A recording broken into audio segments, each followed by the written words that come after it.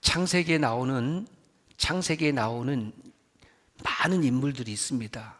그 인물들 가운데에 가장 불쌍한 사람 두 사람이 있어요. 그 두 사람은 공통적으로 형제의 시기를 받아서 한 사람은 죽고 한 사람은 팔려갔습니다. 자, 이 정도면 제가 오늘 이 말씀을 왜 시작하는지 여러분들 머리로 막 계산이 될 겁니다. 형에 의해서 죽임을 당한 사람 누굽니까? 아벨입니다. 아벨. 최초의 살인사건이죠. 그런데 이 돌에 맞아 들에서 죽었는데, 돌이라고는 기록되어 있지 않았지만 그 상상을 해보는 거예요. 뭘로 죽였을까? 손쉬운 게 짱돌이 아닐까? 뭐 몽둥일 수도 있겠죠. 그런데 그러면 가인은 한 번이라도 누구를 죽였다는 소식을 들은 적이 있을까요? 우리는 종종 뉴스를 통해서 사람들이 뭐 살인사건이 났습니다, 재난으로 죽었습니다, 웬만큼 죽지 않으면 이제 우리가 막 다 연단이 돼갖고 안 놀래. 예를 들어서 어디에서 살인사건으로 죽었습니다 그러면 이 정도는 할 수 있어요. 그런데 무슨 사고로 10명이 죽었습니다, 그렇게? 100명이 죽었습니다. 저는 쌍꺼풀 눈이 아니기 때문에 아무리 커도 안 떠집니다. 그 놀라야죠. 우리는 이게 이제 너무 일상화된 이 시대에 살고 있으니까 웬만큼 죽어도 안 놀라는 거죠. 그만큼 감각이 무디어졌습니다. 어디서 죽었다는 소식을 들은 적도 없잖아요. 사람이 사람에 의하여 하나님께서 주신 생명을 인위적으로 끊는다라는 생각이 가인에게 어떻게 들어왔을까? 여러분 그런 생각 해보셨어요? 혹시 오늘 또 아침부터 지금까지 오시면서 내가 어떤 놈 하나 오늘 잘못 걸리면 아주 그냥 패 죽여버려야지, 이런 분은 아마 이 예배당에 안 왔을 거예요. 어디 가서 지금도 누구를 죽일까 찾고 있는지도 몰라요. 어떤 행동이 있기 위해서는 반드시 그 생각이 선행이 되는 거예요. 선행, 여기 생각이. 그렇죠? 오늘 여러분들이 예배 자리에 나오시고 유튜브로 참여하시는 분들은 오늘 195차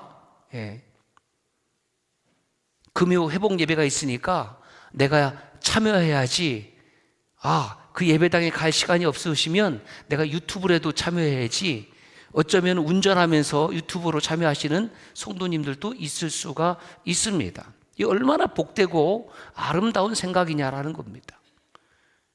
주일날 누가 예배 드립니까? 나는 주일날 무슨 일이 있어도 예배 드려야 돼, 이 사람이 주일 예배에 나와 있는 겁니다. 형편 따라 예배를 드리는 사람은 나왔다 안 나왔다 자기 멋대로 살아가는 겁니다.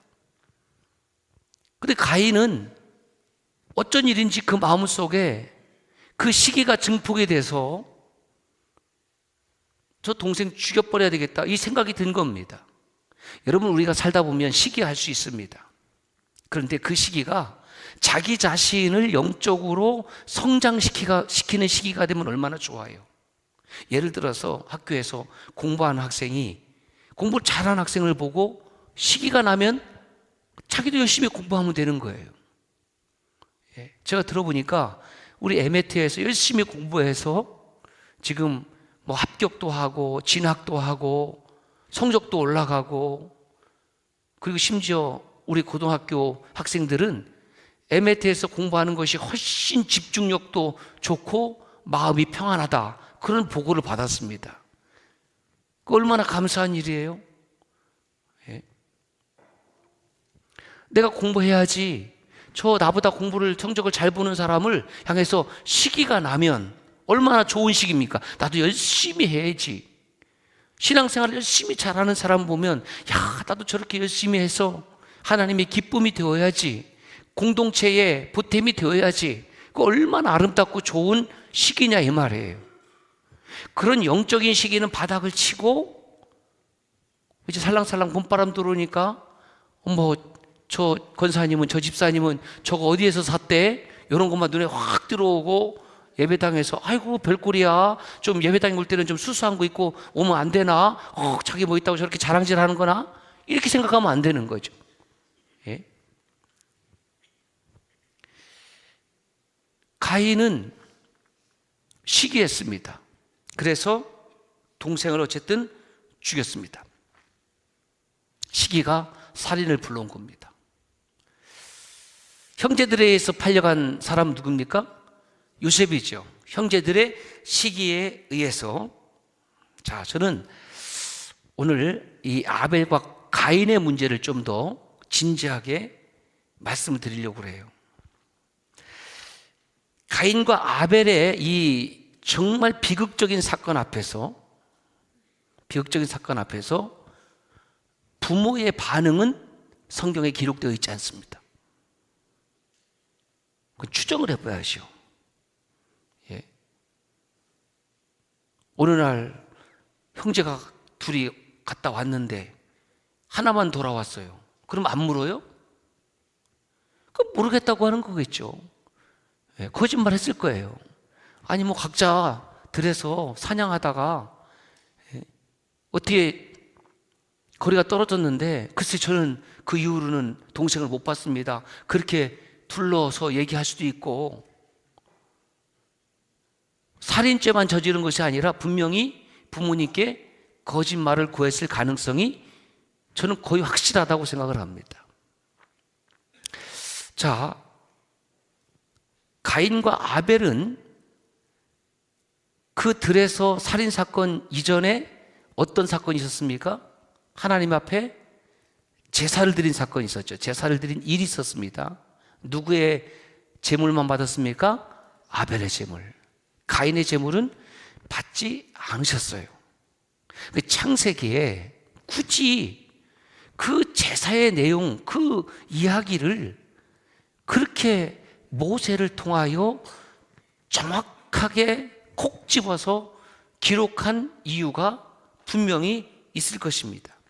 그래서 제가 이 가인과 아벨의 내용을 또 읽어보면서 그동안에 배웠던, 또 들었던, 제가 설교했던 것을 다 삭제해버리고 다시 한번 말씀을 파고들었습니다. 세 가지 질문이 생겨요. 첫째 질문이 뭐냐면, 가인과 아벨의 제사 중에서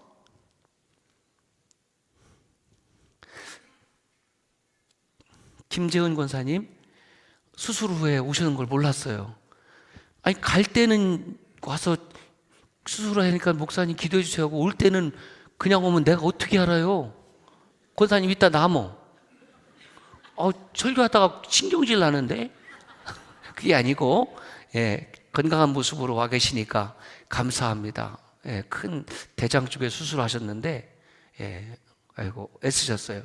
우리 김 권사님 위해서 더 빨리 회복되라고 박수 한번 주세요. 박수. 예, 김재훈 권사님. 예, 아주 뭐 올라갈 때는 뭐 사색이 막 쫙 올라갔는데, 그렇죠. 예, 요즘 수술하기도 어려운데 바로바로 그것도 서울에 있는 병원에서 잡혀갖고 무슨 병원장 백이 있는 것도 아니고, 예, 다들 놀랐는데 제가 그랬어요. 하나님 백이 있지 않느냐. 하나님의 오트세미온 사인이 있다. 분명히 그렇게 했는데 건강한 혈색으로 와 계시니까, 예, 감사합니다. 자, 가인의 제사는 하나님이 받지 않으셨죠. 그 이유는 그 제사는 형식적인 제사였다는 거죠. 왜 그렇게 제가 단정하느냐? 하나님은 어떤 분이세요? 하나님은 그 재물을 그걸 보는 것이 아니라 무엇을 보세요? 마음의 중심을 보신다며요. 그 성경을 통론적으로 이해하면 가인의 제사를 받지 않은 이유는 분명히 가인은 마지 못해서 억지로 형식적으로 제사를 드렸을 가능성이 높은 것이 아니라 그렇게 드린 것입니다. 오케이. 그러면 좀 형식적으로 드린 제사라도 좀 받으시면 좀 안 되나요? 이렇게 질문한 거예요. 한번 같이 따라서 할까요? 그때만, 예, 형식적으로 드렸어도 시작.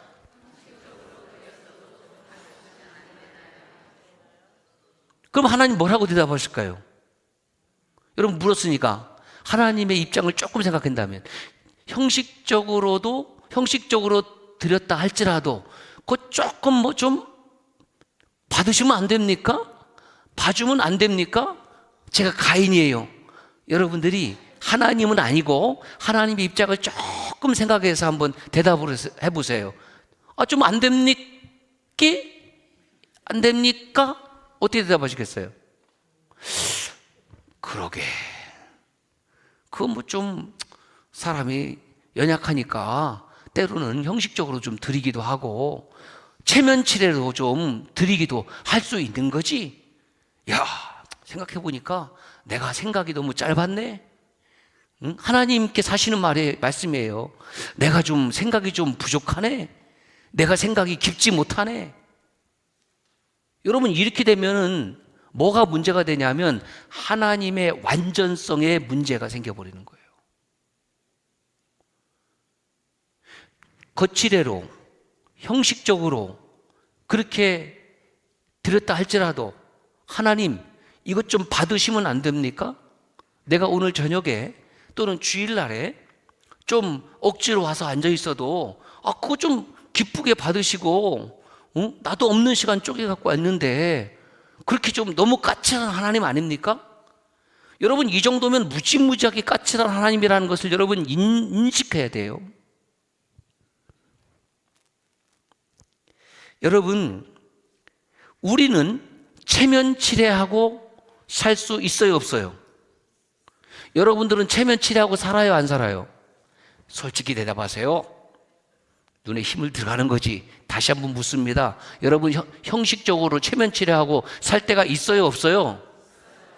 정직하게 대답하시다. 있는 거죠. 우리는 그렇게 살 수 있습니다. 이거 중요한 얘기예요. 때로는 형식도 필요하고요, 때로는 체면치레도 필요한 겁니다. 우리가 살아가는 방식은. 그런데 하나님은 체면치레로 행동하시지 않습니다. 우리는 형식적으로 타인을 대하지만 하나님은 형식적으로 우리를 대하지 않으십니다.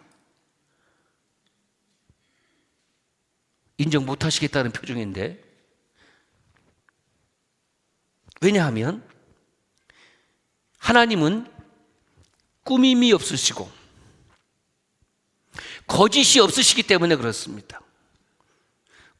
나는 가식이 있습니다. 속은 안 그러면서도 겉으로는 그런 척 할 때가 있고, 속은 그러면서도 겉으로는 괜찮다고 할 때가 있어요. 그게 우리예요. 따라합시다. 그게 저예요.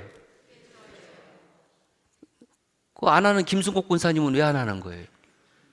다 불꽃 같은 눈으로 저도 보는데 그게 누구예요? 저예요. 속으로는 그렇지 않으면서 겉으로는 그런 척하고, 속은 그러면서 겉으로는 그런 척하지 아니하고. 여러분 우리가 정말 말씀 앞에 솔직해야 되는데, 그게 우리가 살아가는 방식이 그런데, 우리는 하나님을 어떻게 생각을 하냐면 하나님도 우리와 같은 수준의 방식으로 자꾸 이해하려고 하는데 문제가 있다라는 거예요. 이것을 제가 뭐라고 표현하냐면 내가 만들어낸 하나님, 내가 만든 하나님을 딱 만들어 놓고 거기에 모든 것을 다 쏟아부으면서 그것이 틀리면은 인정하지 않는 거죠. 내가 만난 하나님이 되어야 되는데, 하나님의 말씀을 통해서 성경에서 계시된 드러난 그 내가 만난 하나님이 있어야 되는데, 자기의 과거의 경험과 들은 것을 가지고 내가 하나님을 이렇게 만들어 버리는 겁니다. 저는 지금껏 신학을 하고 지금도 연구하고 있지만은 하나님의 온전하신 전체를 다 알 수 없습니다. 물론 만났죠. 물론 동행하지요. 같이 계시지만 우리 권사님도 최 권사님도 홍 장로님하고 두 분이 같이 얼굴 맞대고 산 세월이 몇 년이에요? 몇 년이세요? 40년? 50년? 한번 두 분이서 한번 이렇게 한번 해볼까요? 아이고 징그러. 예, 그거 하면 안 되겠죠? 참 그렇게 서로 40년 50년 얼굴 다 대했어도 친밀감이 있고 서로에 대해서 체험도 하고 경험도 했지만 다 알지는 못하죠. 남편과 아내 사이도 마찬가지입니다. 하물며 피조물인 우리가 하나님을 만나고 예배하고 하나님에 대한 체험을 하고 있지만 하나님에 대한 전부를 온전히 알 수 없죠. 없습니다. 온전히 다 설명이 불가능합니다.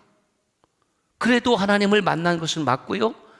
하나님을 믿고 예배하는 것은 맞습니다. 자, 우리가 잘 아는 말씀 사무엘상 16장 7절에 뭐라고 말씀했습니까? 시작.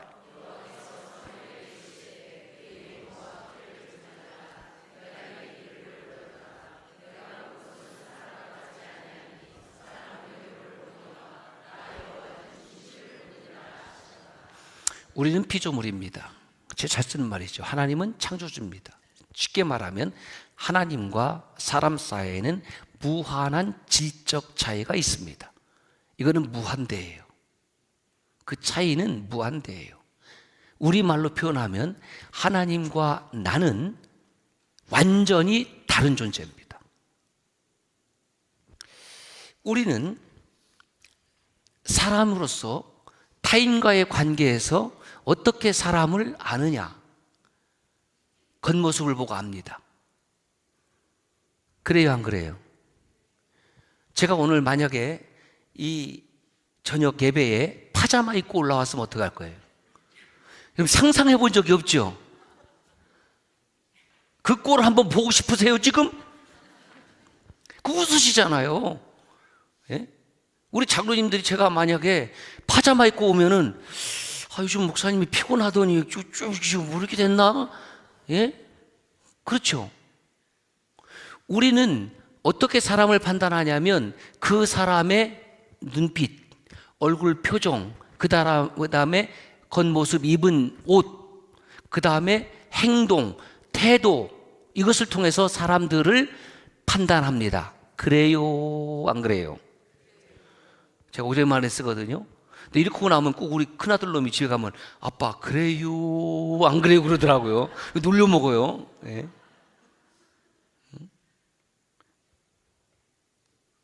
특별히 여성들은, 우리 남자들도 그렇지만 여성들은요 이런 게 있더라고요. 낯선 사람을 만났을 때에 그 놀라운 촉촉촉, 이 촉으로 이 사람이 굿맨인지 배드맨인지, 다시 말해서 나쁜 놈인지 착한 사람인지를 기가 막히게 그 오감을 동원해서 남자보다도 훨씬 더 빨리 캐치하는 것 같아요. 그래서 눈빛이 마주쳤는데 저게 사기꾼이 눈빛 같고 뭔가 아주 그냥 독한 눈빛 같고 그러면은 여성들은 바로 방어기제에 들어가는 거죠. 몸을 움츠리기도 하고 가까이 가지 않으려고 하고, 물으면은 저한테 왜 대답을 하시는지, 그래요 안 그래요? 남편이 거짓말하는 것을 과학수사대에 의뢰해서 알아요? 아니면 오감으로 촉촉촉해서 알아요? 촉촉촉해서 하는 거죠. 촉촉촉. 거의 걸려요, 거의. 왜?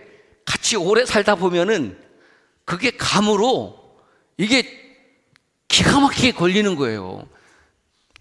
남자들 조심해야 돼요. 조심해야 돼. 안 돼. 걸리게 돼 있어요. 걸리게 돼 있어요. 그래서 옛날 말이지만은 이런 말이 있어요. 따라 삽시다. 남자들은 자수하여 광명 찾자. 이분들은, 여기 권사님들은, 여기 집사님들은 보통 분이 아니에요. 남자들은 목회하기에 어렵지 않습니다. 그냥 우리는 사나이로서 눈 한번 딱 마주치고 그 다음 한번 포옹하고 밥 한번 먹고 운동도 같이 하고 땀 흘리고 사우나 한번 딱 가면은 남자들은 참 쉬운데, 뭐 여성들하고 제가 그럴 수도 없고 물론 뭐 운동이야 뭐 배드민턴 같이 할 수 있지만은, 예? 아주 전 여성들 보면은 신비한 존재예요. 신비한 여인들이요. 예?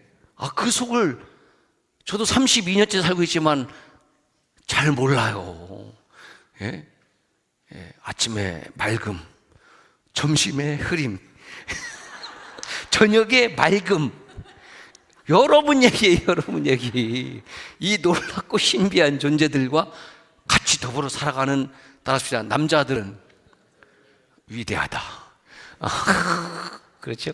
예.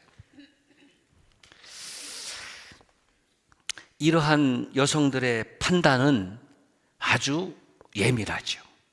예민해. 우리들도 그 사람이 말하는 그걸 어감이라고 그러죠. 어감. 말의 감각을 통해서 나에게 적대적으로 말하고 있는지, 나에게 친밀하게 말하고 있는지를 바로 캐치해낼 수 있습니다. 이렇게 우리 마음의 중심을 살피시는 하나님이다. 자, 이제 이게 문제가 되는 거예요. 왜냐하면 내 마음의 중심을 살피는 하나님, 이런 설교를 할 때마다 이제 여러분들은 심리적으로 이제 디펜스 들어가는 거예요. 감추고 싶죠. 감추고 싶어도 감출 수가 없어요. 하나님 앞에 안 돼요. 동산 나무 사이에 숨어도 안 돼요.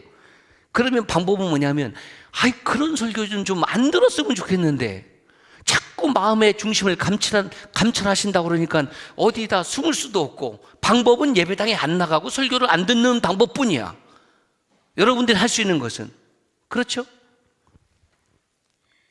그런데 우리의 마음의 중심을 보신다는 이 메시지를 정확하게 여러분 오늘 잘 기억하시길 바랍니다.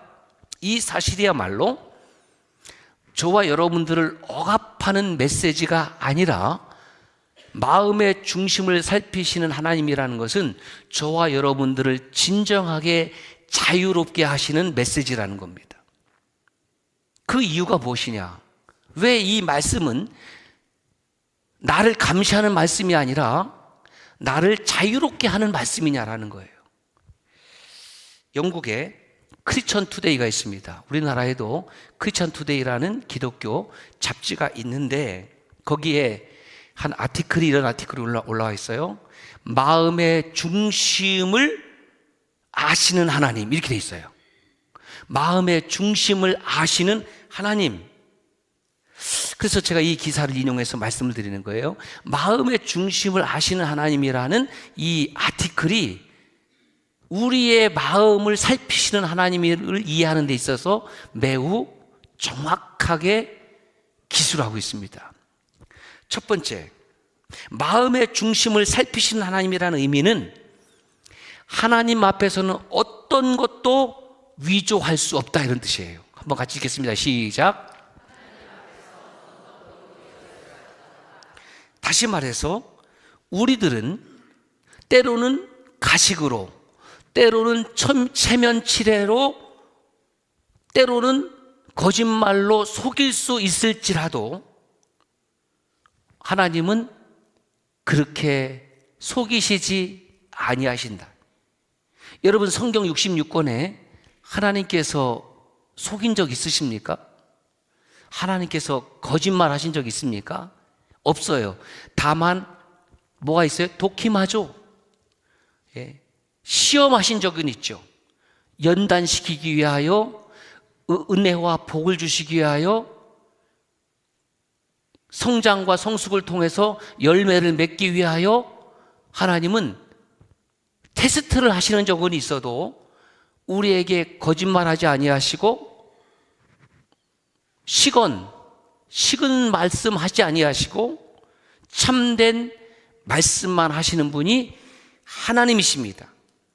그러므로 하나님은 어떤 것도 가식으로 만들어낼 필요가 없고, 어떤 것도 가짜로 만들어낼 필요가 없으십니다.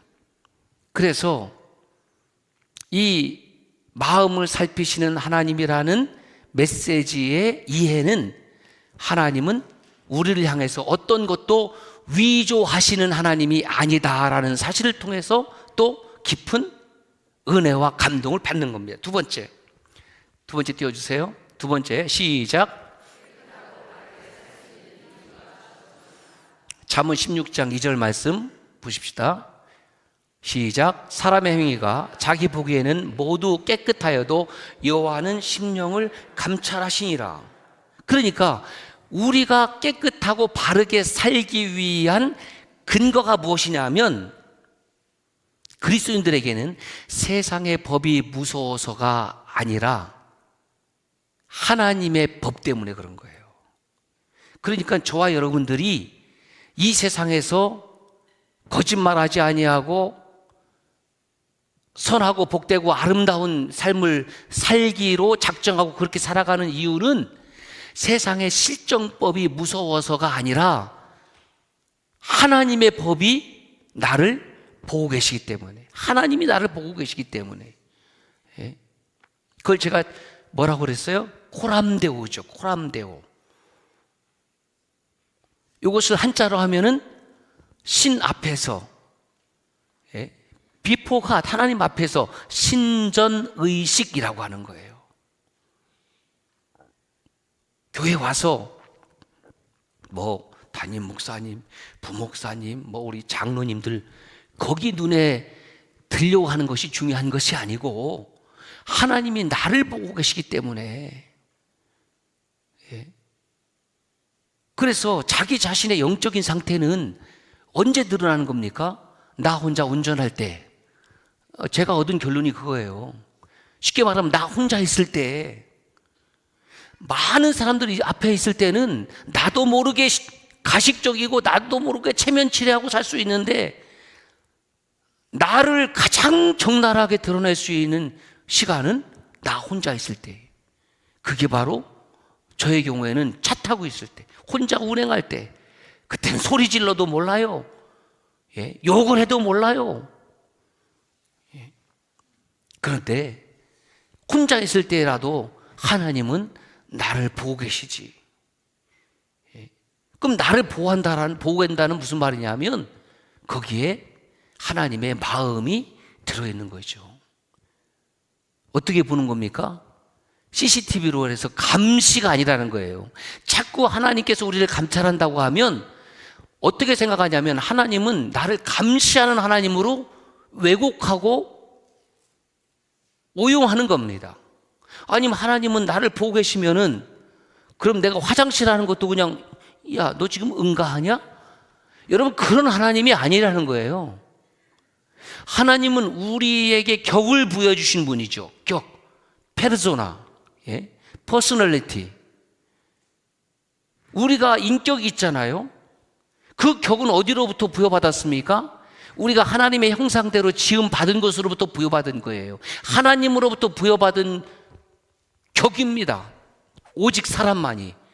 그래서 우리에게 무엇이 있습니까? 인격이 있다고 하잖아요. 인격이 있는 거예요. 동물을 사랑하는 것 반대하지 않습니다. 사랑해야죠. 꽃을 사랑해야죠. 나무도 사랑해야죠. 나무, 목격이 있습니까? 돌, 석격이 있습니까? 강아지, 견격이 있습니까? 그렇게까지는 얘기하지 않아요. 오직 사람만이 인격이 있습니다.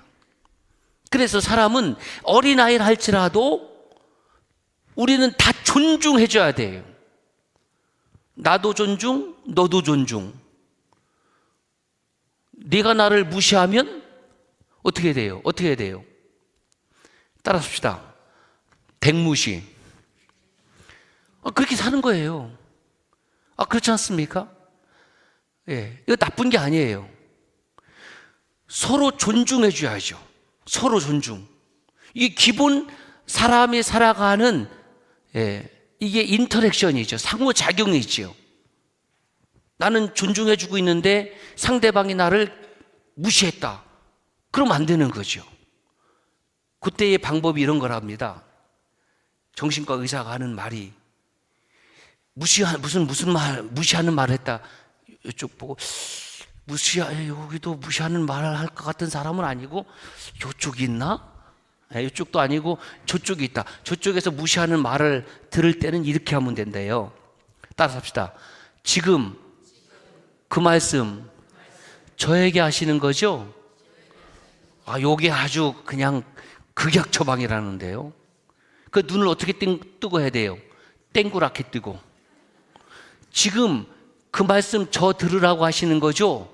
라고 다이렉트로 대응하라는 거예요. 왜? 무시를 했기 때문에. 근데 그거 있어요. 내가 먼저 무시했는지 그가 먼저 무시했는지는 좀 살펴볼 필요는 있어요. 저 사람이 왜 저렇게 행동을 할까?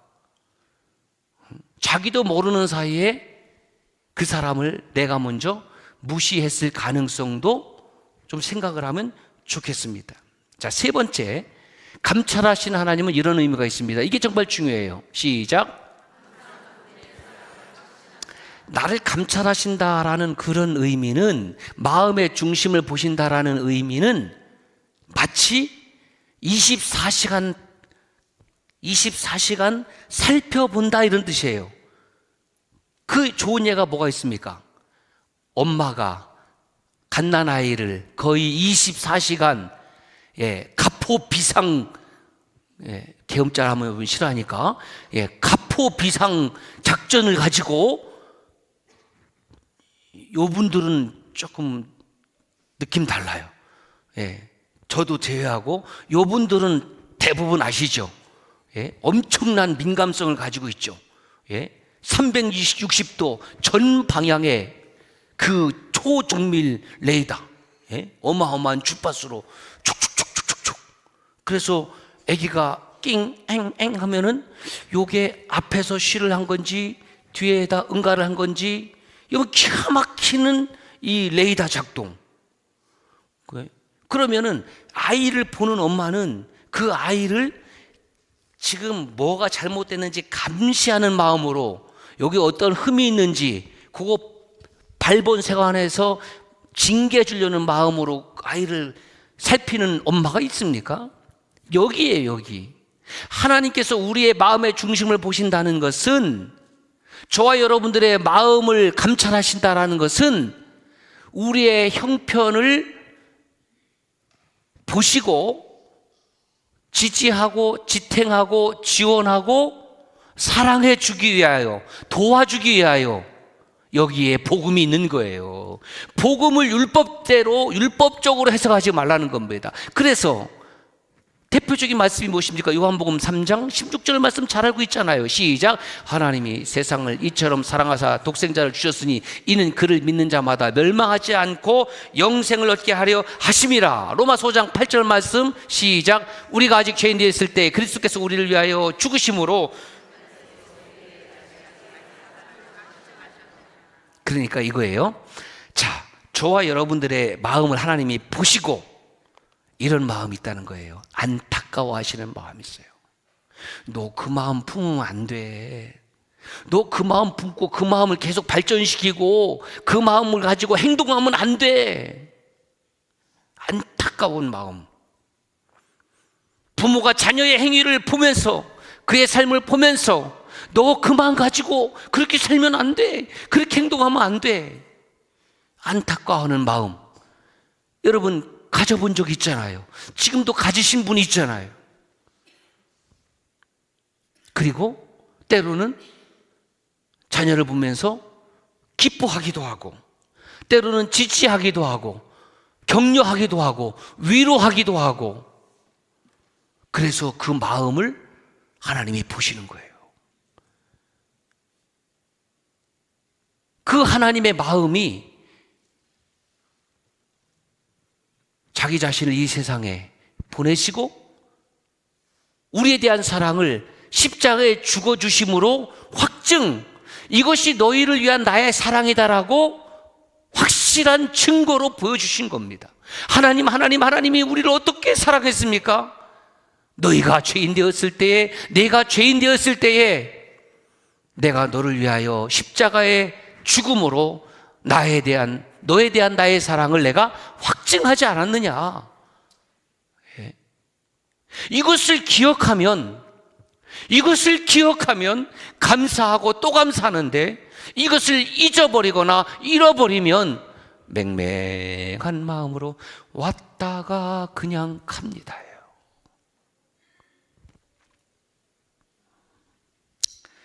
두 번째 질문이 이것입니다.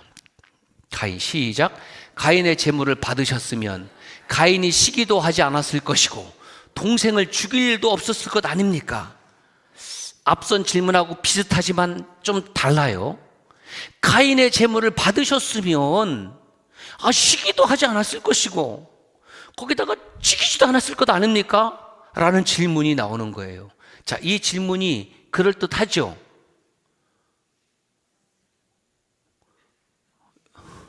나는 여러분들 표정을 보고 의문이 생겨. 우리는 항상 그래. 아까도 찬양할 때 일어날 때 보니까 연합권사님 회장님은 빨리 일어나야 되는데 다들 눈치를 보고 누군가 일어나야지 같이 나도 따라 일어나지. 오늘 누군지는 모르지만 우리 권사님이나 여집사님 중에서 가장 먼저 일어나신 분에게 제가 정말 진실로 경의를 표하는 바입니다. 아니 그렇잖아요. 다들 누가 일어나야지 일어날 거 아니에요. 한번 연습을 할까요? 자, 일어서세요. 앉으세요. 이거 봐. 안 일어나잖아요. 다 눈치를 보잖아요. 우건사님이 그래도 여전대나 회장님이 가장 먼저 일어났네. 제가 별도로 우건사님 제가 시상하도록 하겠습니다.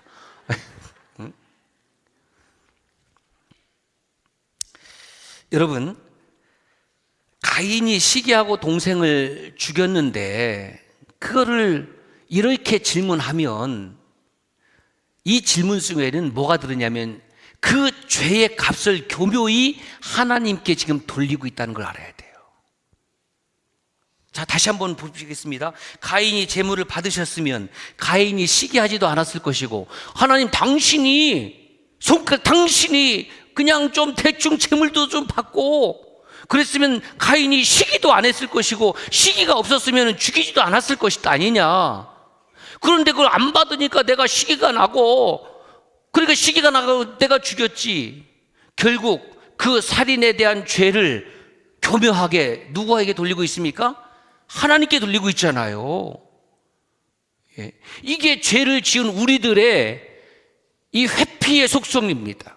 피해가려고 하는 거죠. 나는 잘못 없어. 여러분, 하나님은 우리에게 무엇을 주셨습니까? 자유의지를 주셨습니다. 자유의지. 내 마음대로 행동할 권리 주셨습니다. 그런데 그 권리에는 이거는 인간 세상에도 똑같이 다 적용이 되는 거예요. 그 권리를 행사하면 반드시 무엇이 따라와요? 책임이 따라오는 겁니다. 여러분, 권리만 있다면 얼마나 좋겠습니까? 권리. 그렇죠?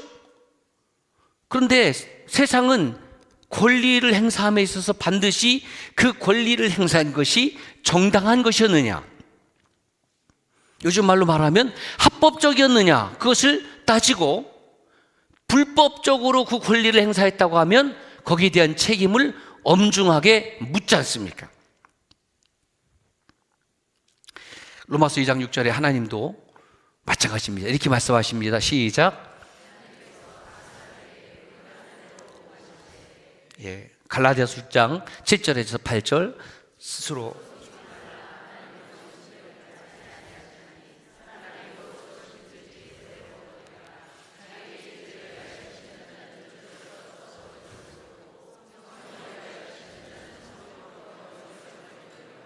무엇으로 심든지 어떻게 거둬요? 그대로 거둬요.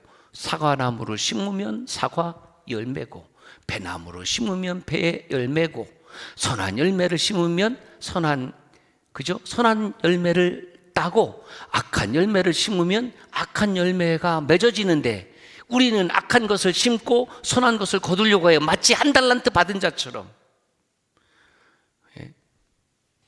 하나님께서 주신 귀한 달란트가 있는데 그렇게 시간과 기회가 항상 주어지는 것이 아니라면 역설하고 막 피가 토할 정도로 얘기를 해도 나는 모르겠고, 그래서 때가 저물고 해가 뉘엿뉘엿되면은 거기서 통탄하는 거예요. 저는 그렇게 살고 싶은 마음이 이만큼도 없습니다.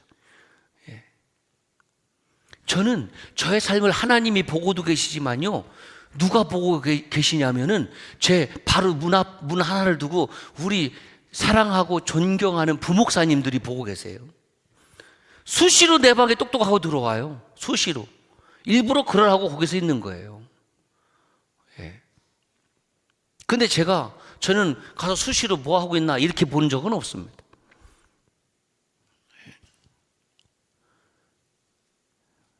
우리 어디 최지영 목사님 어디 가셨나? 최지영 2층에 계신가요? 이제 하프타임 하다가 이제 풀타임으로 전환돼서 저쪽 위에 4층인가요? 그 교육자실에 있다가 이제 부목사님실로 오니까 내가 물어봤어요. 저 멀리서 보던 나와 옆에서 가까이 보던 내가 다르죠? 물어보세요, 여러분들이 한번. 어떻게 대답하라? 베드로전서 1장 17절에도 보니까 외모로 보시지 않고 각 사람의 행위대로 심판하시는 이를 너희가 아버지로 부른즉 너희가 나그네로 있을 때를 두려움으로 지내라. 계시록 22장 10절입니다. 시작. 보라 내가 속히 오리니 내가 줄 상에 내게 있어 각 사람에게 그가 행한 대로 갚아주리라. 여러분, 우리는 예수 그리스도를 믿음으로, 예수의 믿음으로 각자 구원받습니다. 구원은 신앙생활은 공동체로. 이거 잊어버리면 큰일 나는 거예요. 아주 신앙생활을 개인적으로 하는 사람처럼 이기적인 것이 없어요. 그거는 그리스도의 몸된 교회 공동체를 부정하는 겁니다. 그리스도의 몸된 교회 공동체를 부정하는 것은 사탄이고 마귀입니다. 틀렸습니까? 왜 교회 공동체를 세웠습니까? 우리가 믿음의 의정 가운데 나 혼자는 어려우니까 함께 손을 잡고 함께 힘을 주고 지지하고 지탱하고 격려하며 함께 가는 이 길이기 때문에. 소풍, 전교인 소풍 포스터가 오다 보니까 딱 붙여 있더라고요. 주제가 뭐라고 써 있어요? 소풍? 하모니 국장님, 우리 함께. 야, 땡 걸렸어 오늘 저녁에. 장로님 나무. 있어요. 저 엘리베이터에. 김주성 장로님, 피곤하시죠? 가서 좀 보고 와주세요. 진짜, 보고 와주세요. 죄송합니다. 한번 보고 와주세요. 그거 몇 가지를 갖고 왔는데요. 검토하면서 제가 이거 했으면 좋겠다고 그랬는데, 우리 남순교연합회 또 이렇게, 아니지. 그 김주성 장로님이 저 소풍 대장이네.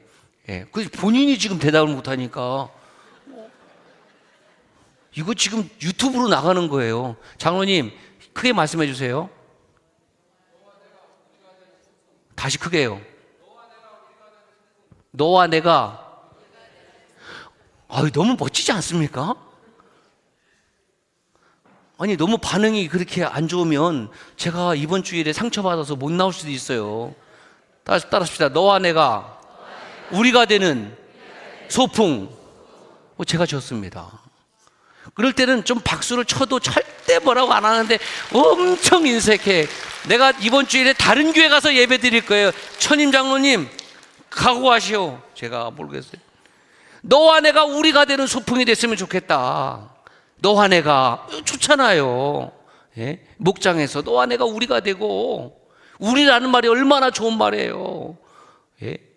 소개할 때 뭐라 그래요? 어머니를 소개할 때 우리 엄마. 너와 내가 같은 우리잖아요. 내 엄마지 어떻게 네 엄마냐?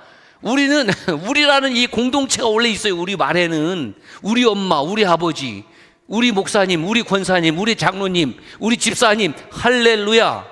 얼마나 좋아요. 얼마나. 니네 목사님, 니네 권사님, 니네 장로님, 그걸 딱딱 그냥 정확하게 그냥 칼로 두부 자르듯이 하는 분들도 있겠지만은, 여러분 기억합시다. 내 마음대로 살 자유가 분명히 있습니다. 그렇게 살아도 누가 뭐라고 하지 않습니다. 그러나 내가 마음대로 산 것에 대한 책임을 하나님께서 반드시 물으신다라는 겁니다. 그날에. 그렇죠? 그런데 우리는 내 마음대로 살지 아니하고 주님 뜻대로 살기로 했네. 주님 뜻대로 살았더니 그날에 우리에게 어떤 상을 주시냐? 책임을 묻는 것이 아니라 생명의 관, 생명의 면류관, 영광의 면류관, 의의 면류관을 주실 줄로 믿습니다. 왜? 하나님의 약속이니까. 그 약속이 있으니까. 그 약속이 있으니까. 그게 엉뚱한 짓 하면 안 돼요. 정신 바짝 차리는 거죠. 목사도, 장로님도, 권사님도, 안수집사님도, 여기 집사님도 반드시 생명의 면류관을 받고 의의 면류관을 받고 영광의 면류관을 받기를 주 이름으로 축원합니다. 이걸 해야 되는 거예요. 지금은 모르겠죠. 지금은 연습하면서 막 땀 흘리면서 안 보이죠. 그러나 올림픽이 열려지게 되면 그때는 나만 열심히 한 줄 알았는데 세상에 나보다 더 열심히 한 놈이 있어. 그 놈이 금메달 가져가는 거예요. 저는 여러분들에게 누차 고백했듯이 모든 구기 종목은 전문 용어로 이제 후루꾸라고 그러고 또 야매라고도 하고 정식으로 돈 내고 배운 게 없어요. 진짜 없어요. 여러분, 저 혹시 뒷조사를 해서 신학교도 야매로 갔는지 한번 확인해 주시길 바라요. 이력서가 조작이 돼 있는지도 몰라요. 예?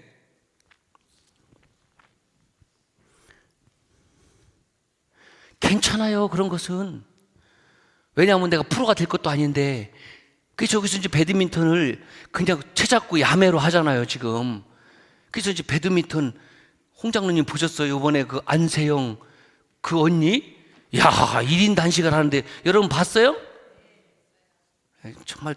정말 애국심은 정말 정말 우리 권사님들 이렇게 사시면 안 됩니다. 안세영 그 부상톤을 가지고, 이야, 막 전체 감동인 거죠. 예? 그런 선수가 있는 거예요. 예? 세계 1등끼리, 1등한 사람들끼리 그냥 맞짱을 뜨는데요.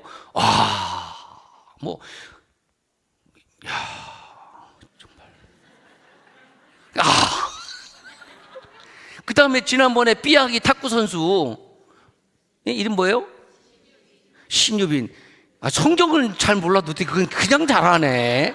괜히 대답했지, 백집사님. 좋아요. 아주 좋아. 신유빈은 제가 기억하면 76번이 릴레이 했다고요? 76번? 따라합시다. 와, 못 치는 사람은 그게 뭔지를 모르지. 거의 최고급 정상에 있는 사람들끼리 그 탁구에서 76번을 왔다리 갔다리 하는 거예요. 그 결국 이겼어요. 자, 그렇게 자기가 열심히 준비하고 노력한 대로 열매가 맺어지듯이, 그렇죠? 안 보니까 천만에 그날에 여러분 통곡하지 마세요. 예. 모르겠어요. 천국에서 우리가 또 만나면, 어떻게 오셨어요? 라고 할지 모르겠습니다만은, 천국에서 만났다고 한번 가정을 해봅시다. 이 저녁에 가실 거. 시작. 뭐 어떻게 오셨어요? 그러면 안 되죠. 아니, 따라 살 걸 따라야죠. 뭘 놀래요? 놀래기는. 어머, 장로님 오셨네요. 어이, 목사님도 오셨네. 안 온 것 가지고 놀래야지. 아이고, 나 참.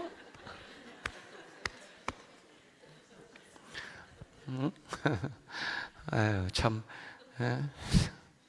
우리 많은 분들, 우리 성도님들 이제 별세하면은 그 후에 이제 와서 차 한잔하고 뒤에 일을 하는데, 요즘 많이 기적이 일어나잖아요. 저는 몰랐는데, 이렇게 이제 그걸 유골함이라고 그러죠? 그걸 뭐라고 그러죠? 이렇게 유골함을 모시는 납골당.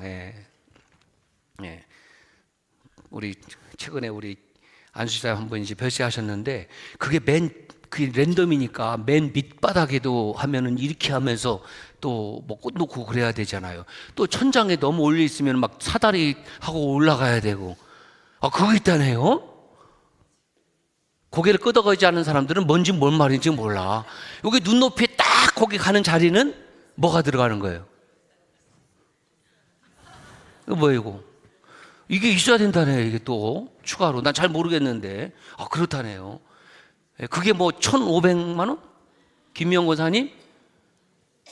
1,500만 원 좀 준비해 놓으시고 좋은 자리로 여러분 가십시다. 우리 모두 기본적으로. 그런데 전혀 없이 우리 김명 권사님 아버님은 가장 좋은 눈높이의 층으로 당첨이 딱 돼갖고, 그게 당연한 게 아니에요. 하나님께서 사랑하시니까. 저거 같이 입관예식에 보신 분들 알잖아요. 수많은 장례식을 하는데 세이 굿바이 하고 감사 인사하고 천국 가시는 어르신은 그분이 처음이에요. 아주 그 영상을 내가 지울 수가 없어요. 심은 대로 거둡니다. 하나님 말씀입니다. 제 말이 아닙니다. 너희가 무엇으로 심든지 그대로 거두리라. 그러므로 하나님의 일을 감당함에 있어서 힘들고 어려워도, 청소를 하면서도 힘들고 어려워도 하나님 나라에서 심은 대로 거두고, 하나님 나라뿐만 아니라 이 땅에 살면서 하나님께서 은혜 주시고 복 주시고 이런 거죠. 나에게 복을 주실 좀 건덕지가 있어야 될 거 아니냐고요. 하나님의 은혜와 복을 받아야 될 내가 건덕지가 있어야 될 거 아니냐고요. 예. 물론 우리가 염치 없이 사는 것은 많지만 그래도 조금 하나님 심은 대로 거둔다고 그랬는데, 하나님 저 열심히 심겠습니다. 자, 세 번째 질문 이겁니다. 이제 다 끝나왔어요. 자, 세 번째 질문 시작.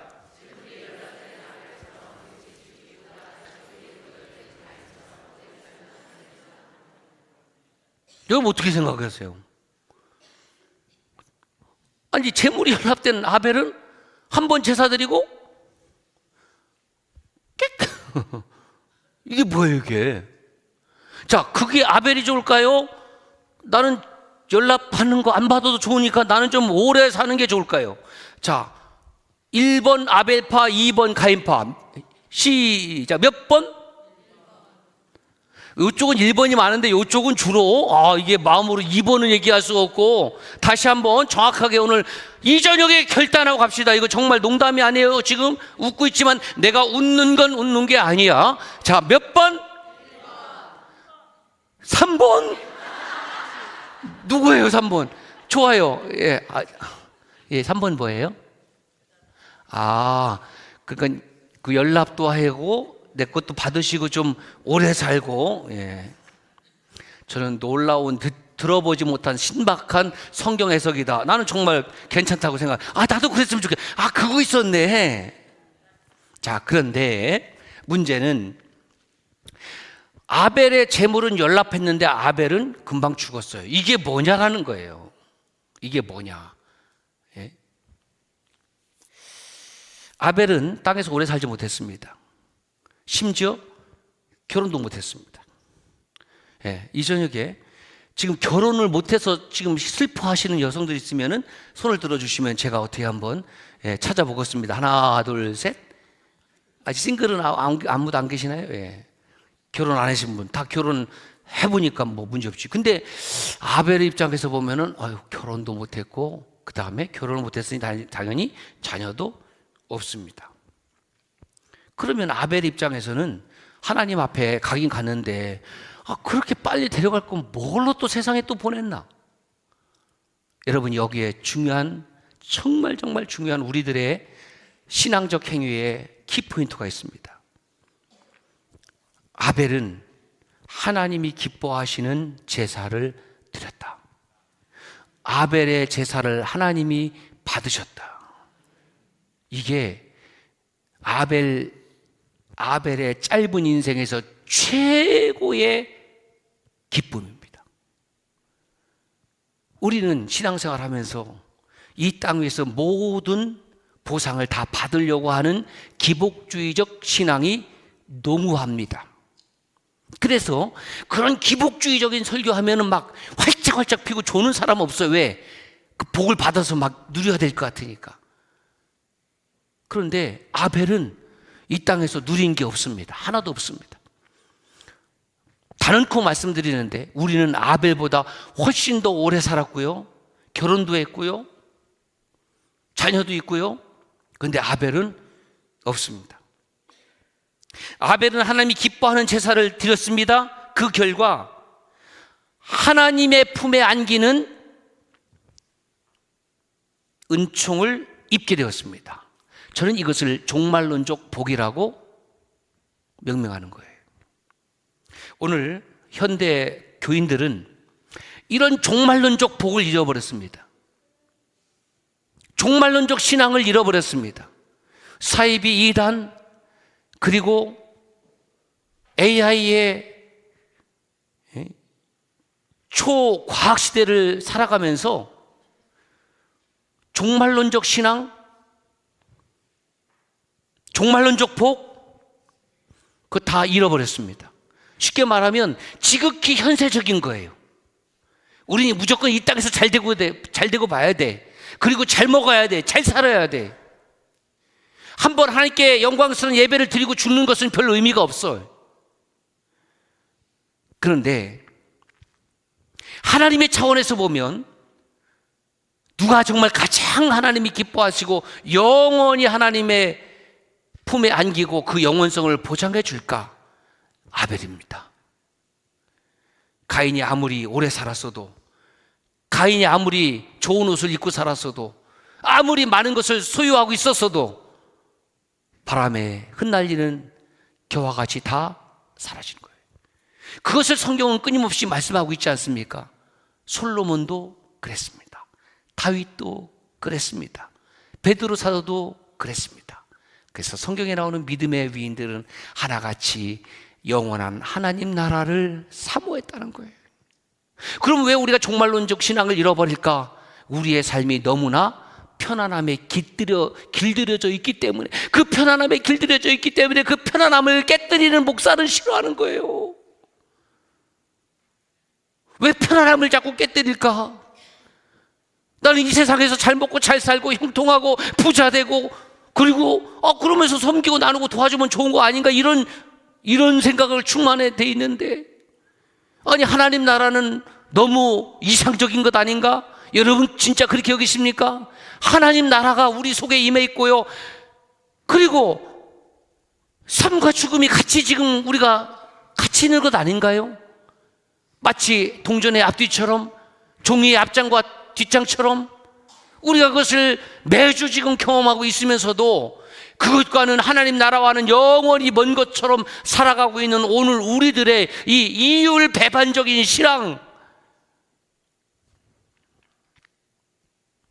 앞서 베드로 사도의 권면처럼 이 세상은, 다시 말씀드리지만 저와 여러분들이 영원히 머물 세상이 아닙니다.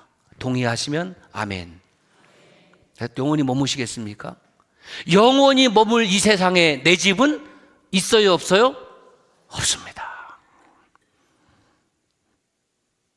그래서 베드로 사도는 나 그대로 있을 때를 두려움으로 지내면, 두려움이라는 말은 fear가시죠.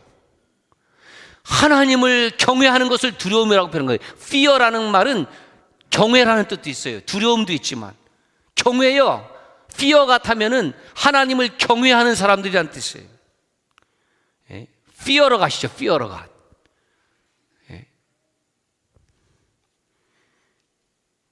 그것이 우리가 받을 영원한 복입니다.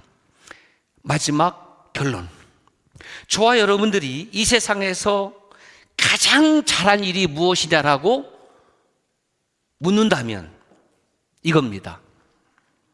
아벨처럼 하나님이 기쁘시게 하는 예배를 드렸습니다.